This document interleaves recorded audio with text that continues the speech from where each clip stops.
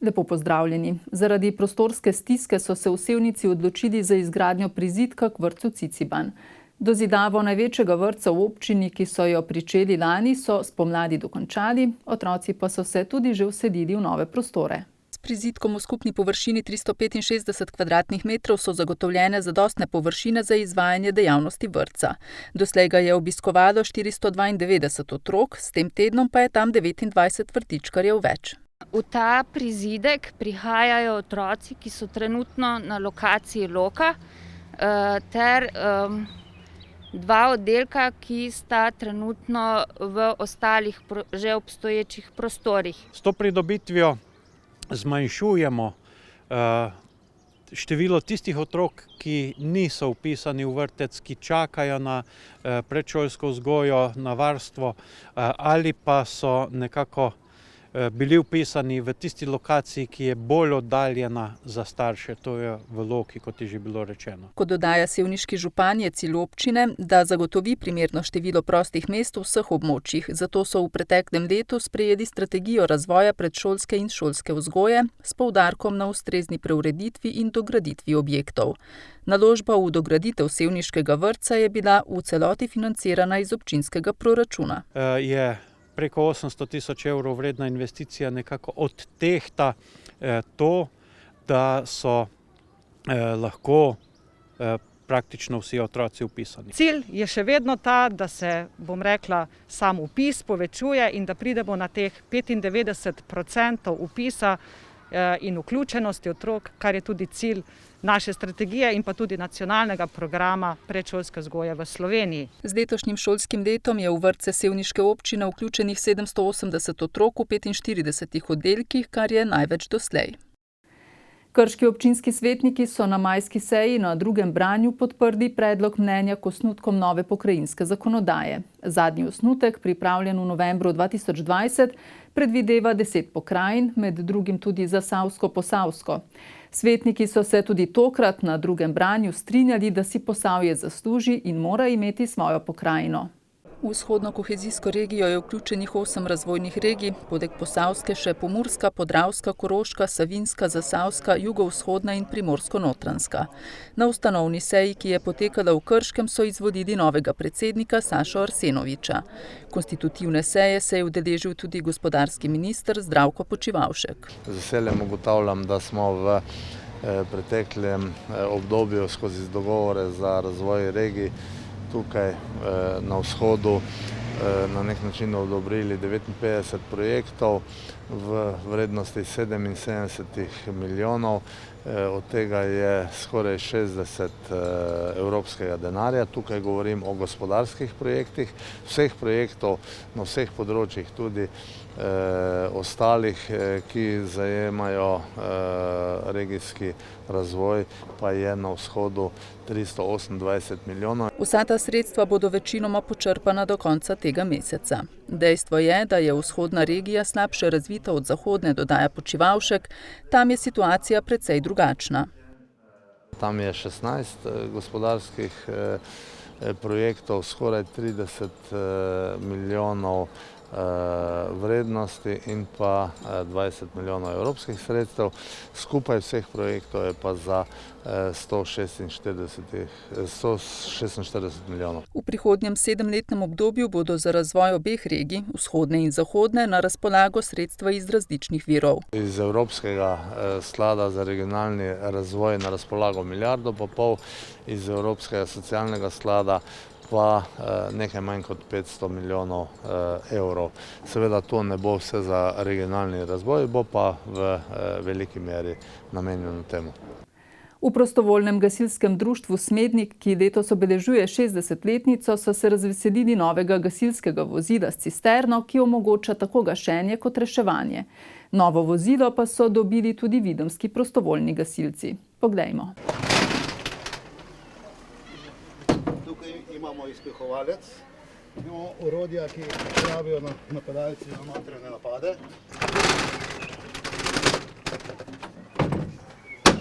Tukaj so zaboji z vrvmi.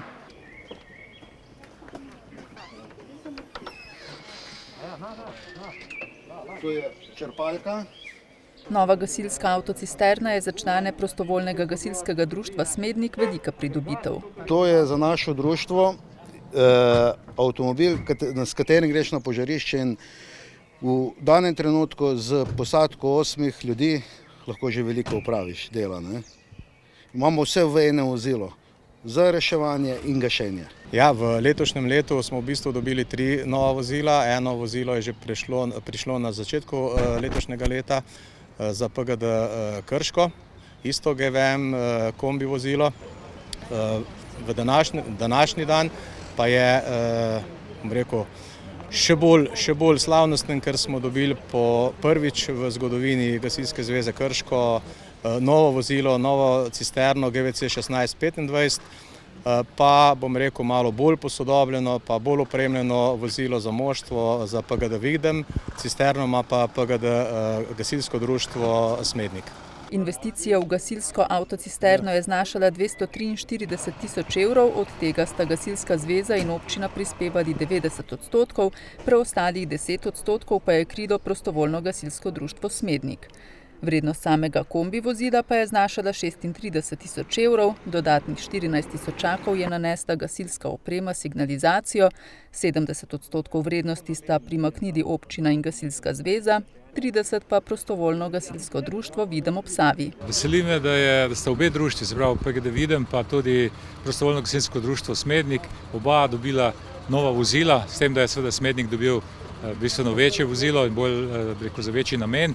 Ampak to sodi v sklop prenove naše gasilske flote. Namreč že kakšno leto ali 2 nazaj smo se dogovorili, da bomo na naslednjih 10 letih pomagali prenoviti celoten vozni park. Izvršili so prekategorizacijo prostovoljnih gasilskih društev, načrtujejo pa še posodobitev tako skupinske kot individualne gasilske opreme. Brežiški župan Ivan Molan in obrambni minister Matej Tonin sta podpisala pogodbo o sofinanciranju investicij lokalne javne infrastrukture v občini Brežice v tem in naslednjem letu. V nadaljevanju pa sta si ogledala skupno investicijo nov lesen most v Cerkljah ob Krki. Pogodba med občino Brežice in Ministrstvom za obrambo opredeljuje sodelovanje na račun posodobitve cerkljanskega letališča in se sklepa vsaki 2 leti. Gre za vsako leto za 430 tisoč evrov, sredstva pa se namenjajo za seveda infrastrukturo, gre za nadaljevanje ceste od Malnic proti Pirošici, prav tako gre za cesto, ki se bo urejala tudi še v drugih krajevnih skupnostih. Namenjamo tudi sredstva, oziroma so bila sredstva namenjena tudi delno za sofinanciranje gasilskih avtomobilov in pa tudi še za določeno opremo za gasilce. Skupaj z ministrstvom so uredili kar nekaj infrastrukture, dodaja Molan, z ministrom pa sta še uradno odprla najnovejšo skupno naložbo, nov cerkljanski most. Konec koncem gre za most in pa cesto v vrednosti okoli 930 tisoč evrov, od tega je pa 525 tisoč evrov namenilo ministrstvo in lahko rečem, da z skupnimi močmi smo prišli do enega najlepšega mostu v tem delu Slovenije. V interesu Ministrstva za obrambo je, da vlagamo v komunalno infrastrukturo v občinah, kjer je prisotna Slovenska vojska. Na takšen način pomagamo k dobremu sobivanju lokalnega prebivalstva in tudi vojske. Kot je še dodal Tonin, je Ministrstvo za obrambo, kamor spadata tudi zaščita in reševanje, prispevalo k nabavi 2 gasilskih vozil v občini, Brežiškim gasilskim društvom pa je v okviru protiepidemioloških ukrepov namenilo 90 tisoč evrov. Ostajamo v Cerkljah ob Krki, kjer so dokončali prvo fazo posodobitve tamkajšnjega vojaškega letališča. V sklopu projektov v prvi fazi prenove, ki je potekala od leta 2008, so zgradili nov kontrolni stolp, ploščadi in navigacijska sredstva. Na tako imenovani zemeljski strani so zgradili hangarje, komplet skladišča goriv, druga skladišča ter kot zadnjega izmed objektov gasilsko-reševalni objekt. Prenova letališča Cerklje ob Krki je zagotovo eden od večjih pečatov, ki bo zapisana v novejši zgodovini slovenskega vojaškega letalstva. S pridobitvijo novega obratovalnega dovoljenja so na letališču omogočene letalske operacije tudi v pogojih zmanjšanja vidljivosti, kar bistveno pripomore k povečanju operativnosti letališča. Vesel sem, da letališče v Cerkljah končno postaja pravo vojaško letališče. Z zadnjimi posodobitvami je to postalo letališče, ki omogoča pristajanje in vzletanje ob vseh vremenskih pogojih in ponoči in podnevi. Prva faza posodobitve letališča je znašala več kot 70 milijonov evrov, dobrih 40 milijonov je zanjo prispevala zveza NATO. Slovesnosti se je udeležil tudi poveljnik zračnih sil ZDA v Evropi in Afriki, ki se je dotaknil pomena sodelovanja Slovenske vojske pri izvedbi vojaških vaj, ki so potekale v zadnjem mesecu, pa tudi posodobitev na cerkljanskem letališču. This has provided us an opportunity to deepen our relationship and recognize the strategic importance of this location and the opportunities that we have to work together. Seveda nas v prihodnosti čakajo še pomembne naloge, zagotovo sledi zdaj druga faza, ker bomo letališče še dodatno opremili za večje logistične zmogljivosti in pa izboljšali bomo tudi dobavo in dovoz oziroma dostavo goriva za vojaška letala in pa helikoptere. Tonin je ob tem napovedal še nekaj naložb v vojaško letalstvo. V roku 1 leta naj bi namreč dobili novo transportno letalo, posodobiti pa nameravajo tudi helikoptersko floto. Iz Cerkelj pa v Kostanjevico na Krki, kjer je v pomladnem času zaživel turizem z avtodomi. Tamkajšnje postajališče je bilo polno zlasti ob vikendih, živahno pa je bilo tudi med prvomajskimi počitnicami. V času našega obiska je bilo postajališče za avtodome v Kostanjevici na Krki precej polno. Obiskovalci z vseh koncev Slovenije so nad prostorom v neposredni bližini reke Krke navdušeni. Zgleda biti odlično, zelo lepo urejeno, vse pošteno, tako kot mora biti, tako da nobene pripombe. Otroke pa probamo vključiti pohode, razne izlete, tako da probamo odkriti čim več neznanih krajev, bom rekel.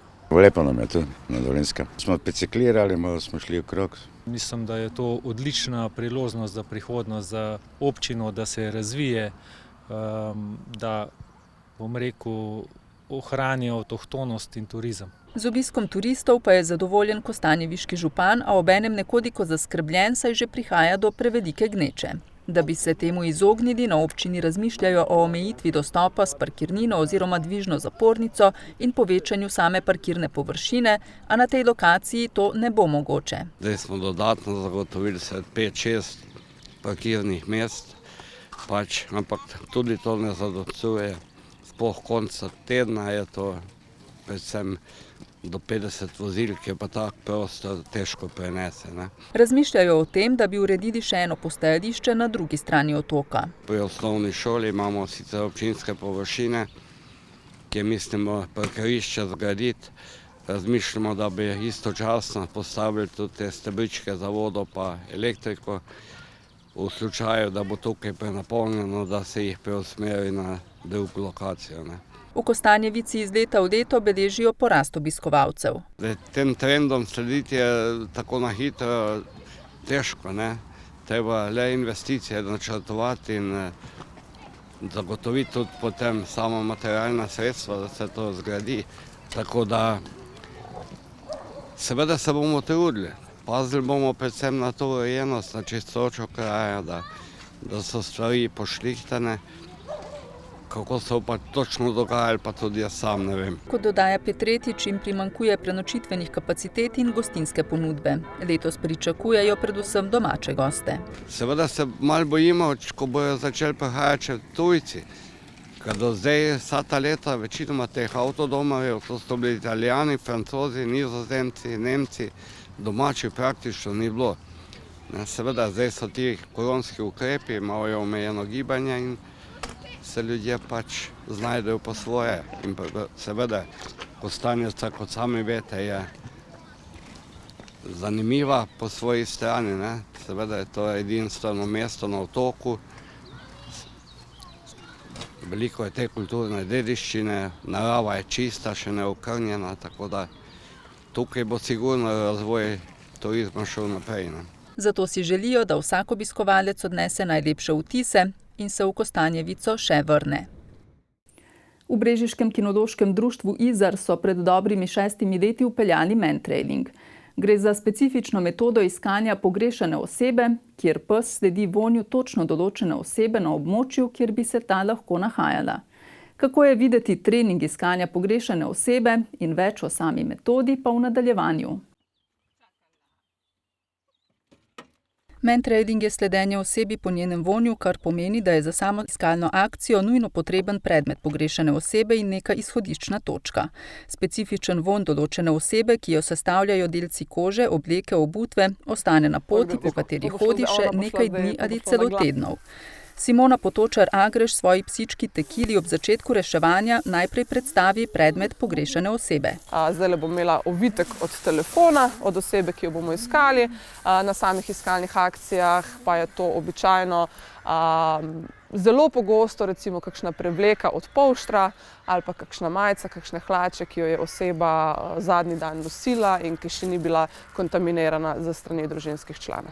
Na ta način pa sporoča, da je osebo, katere predmet mu je bil na začetku iskanja predstavljen, tudi našel. Tako, v bistvu na ta način pes pride do pogrešane osebe oziroma na treningu do markerja in nakazuje, Tekila nakazuje z lajanjem, pes lahko nakazuje tudi z sedenjem ali z ležanjem. Simona Potočar-Agreš in Tekila sta prvi mentrading par v Sloveniji z neposredno najdbo pogrešane osebe po tej metodi. Zdaj, noben pes ne dela pač samo zato, da bi našel, pa da bi bili mi zadovoljni, pa da bi bila situacija razrešena, ampak psi pač delajo zato, ker na koncu sledi ena odlična nagrada. Zdaj, to je v našem primeru najprej hrana, potem pa se marker z psom tudi poigra. Tako da to je potem skupaj ena velika veselica in to je pač razlog, da pes znova in znova in znova želi iskati. In kakšna je razlika med mentrading psi in reševalnimi psi, ki jih uporabljajo za prosto iskanje v gozdu, na ruševini in v snežni plazovini? Takrat je iskala na približno 10 ur stari sledi.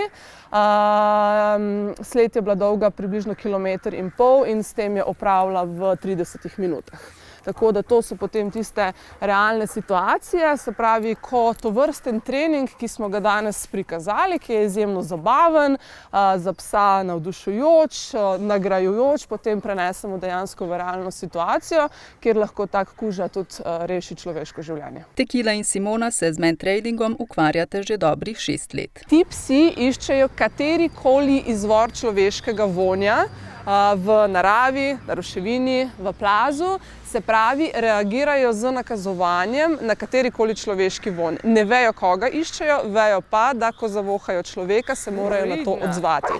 Pri mentradingu je drugače, se pravi, mentrading pes točno ve, katero osebo mora iskati oziroma točno ve, kateri je tisti vonj, ki ga mora na določenem območju najti in mu v optimalni verziji slediti do konca. Simona Potočar-Agreš je ena od prvih v Sloveniji, ki se ukvarja z mentrading metodo iskanja pogrešane osebe. Tekila se v bistvu s tem ukvarja toliko časa, kakor jaz, zato ker to je moj prvi mentrading pes. Se pravi, marca je bilo 6 let, kar Tekila mentraila. Imam pa še mlajšo psičko, se pravi 3 leta staro Pink, ki je prav tako že opravila izpite in je tudi reševalna psička in sodeluje na iskalnih akcijah, tako da trenutno razpolagam z 2 mentrailing psoma. Počasi prihajajo do tega, dodaja sogovornica. Z rezultati, ki jih kažejo, so vse bolj cenjeni, tako pri policiji, ki vedno vodi iskalne akcije, kot pri kolegih reševalcih. V nekdanji samostanski cerkvi galerije Božidar Jakac so maja odprli razstavo Navzkrižja dilem avtorjev Mance Ahlin in Aleksija Kobala. Razstava slikarja Aleksija Kobala ter oblikovalke in arhitektke Mance Ahlin se osredotoča na univerzalna vprašanja neskončnosti in cikličnosti z osrednjim motivom, Mobiusovim trakom, ki se, če ga apliciramo na družbeno-politično, na filozofsko plat, kaže kot prispodoba življenja. Zdaj, tokrat v Kostanjevici, kjer so ponudili pač mi možnost razstavljanja, sem se domislil, da bi to tudi izvedel na nek drugačen način. Seveda same slike tle jaz nisem videl kot edino sredstvo, oziroma slika tle težko ponazori oziroma prikaže ta fenomen Mobiusovega traku, tako da vmes sem spoznal Manco Ahlin in njene mojstrovine in sem jo povabil k sodelovanju in je tudi Manca to z veseljem sprejela. Njihov osrednji motiv je Mobiusov trak, pač ta matematična zagonetka iz konca 19. stoletja, ki si jo še danes ne znamo čist dokončno pojasniti, ki sta pa onadva vzela kot neko družbeno metaforo, ki ima spet ogromno implikacij. Na eni strani pač govori o cikličnosti, o zgodovine, govori o v bistvu vprašanju kolektiva in individualnosti v družbi in tako naprej. Seveda so pa razlage zelo v bistvu odprte, kar je tudi namen v bistvu te razstave. Za sestavo osrednjega objekta sta avtorja porabila kilometer plastičnih cevi. Kobal ob tem dodaja, da je bil to eden njegovih težjih, če ne celo najtežjih projektov.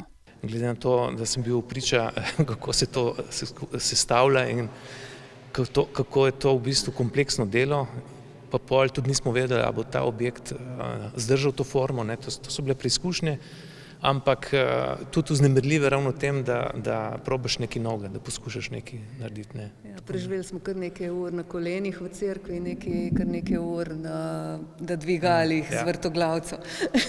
Ja, ko smo začeli raziskovati izvedbene možnosti za ta objekt, sem probala en kup različnih vzorcev, ki se uporabljajo v tradicionalni čipki in na koncu se je izkazalo, da v bistvu bolj enostavno je boljše, ne? In smo pač uporabljali enega od najbolj pogosto uporabljenih pri nas. Osrednji objekt dopolnjujejo slike, ki so tokrat nekoliko bolj abstraktne in so druga pot oziroma ponazoritev tega istega fenomena, pojasnjuje Kobal.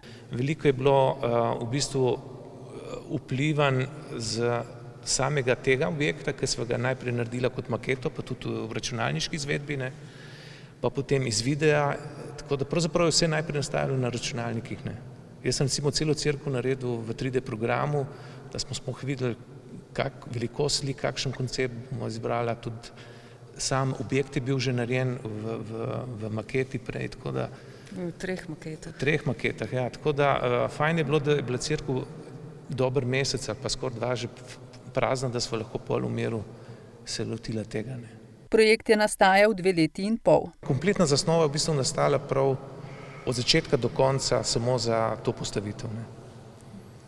Tako da, ker je pač, ve se, da je to specifičen prostor, lep prostor, ampak tudi zahteven in ga kar moraš upoštevati. Ne. Tako da v bistvu ta objekt je tudi neke vrste, so rekli, so delali to v enem cerkvenem prostoru in to neke vrste mandala, ki bo mogoče, verjetno bo na koncu te razstave uničen. Ne? Ja, tako je, v bistvu kot budistični menihi, ne?